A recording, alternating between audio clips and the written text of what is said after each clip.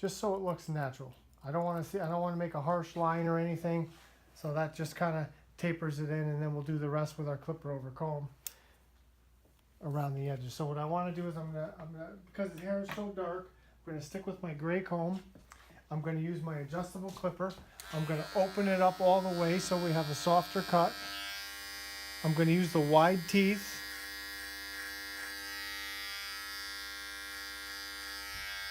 And then we're gonna slowly just scoop that out and put a little bit of a taper around the edges.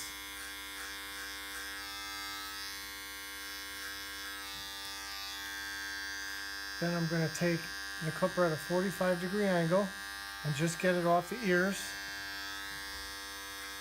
But to match with the rest of the haircut, I don't want too hard of a line around the ears. So in other words, I don't want all this all textured and then a sharp line around the ear. It doesn't match. I want an outline that matches the haircut. So we want a nice soft outline.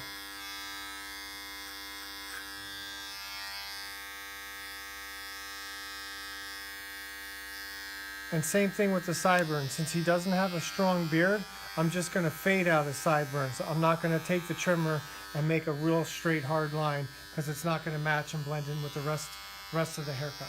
So these are all the fine details that I talk to my barbers about in my shops, that just really important. You want to make these little things that you might not necessarily think about. You want everything to go together.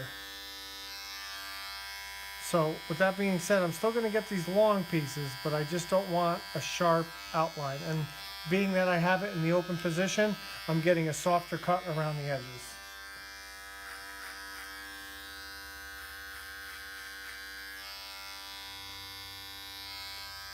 So I'm going to lay his head to the side. We're going to take a 45-degree angle. So I'm going to do the same thing here. I'm going to taper that out. And since his hair is not really thick on his neck, we're going to do this and we're just going to leave it. We're going to leave it natural just like that. So every hair type is different.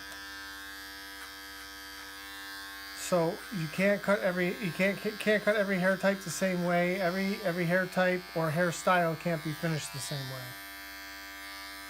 That's where experience and a good education comes in.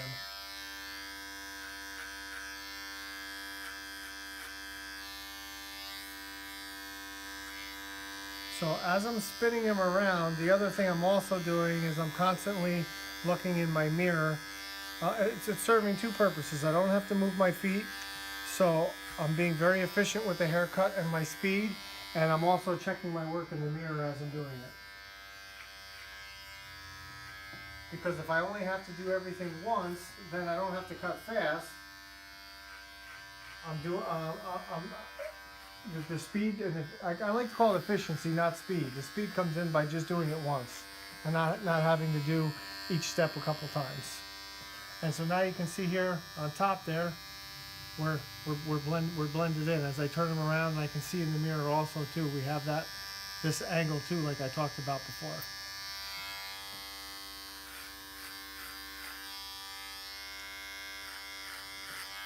And this particular haircut, this is going to be a quicker haircut, but don't ever feel like, because I've heard this a lot before in different classes that I've taught and from some of my barbers, that sometimes they feel like they might possibly be cheating their customer if the haircut only takes 15 minutes.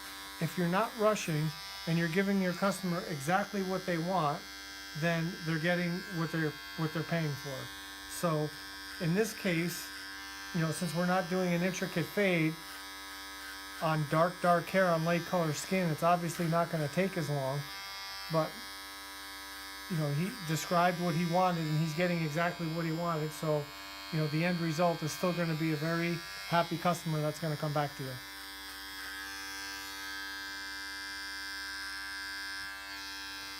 Alright, so now we're going to fade out this sideburn just like the other side.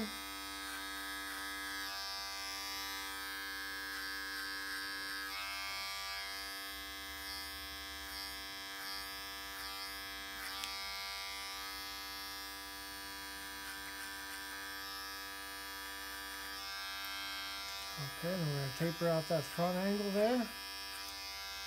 So no hard line, but just a soft outline to match the rest of the texture.